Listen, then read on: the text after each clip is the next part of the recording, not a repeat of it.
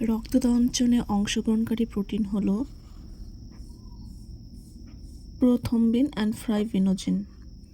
সংবহনতন্ত্রের গঠনগত উপাদান হল হৃৎপিণ্ড, রক্ত প্রবাহ, রক্ত এবং উপরের সবগুলি।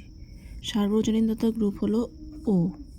লোহিত রক্তকণিকার বৈশিষ্ট্য হল প্রভাবতল, পরিণত অবস্থায় নিউক্লিয়াসবিহীন, হিমোগ্লোবিনযুক্ত। সবগুলি সঠিক উত্তর।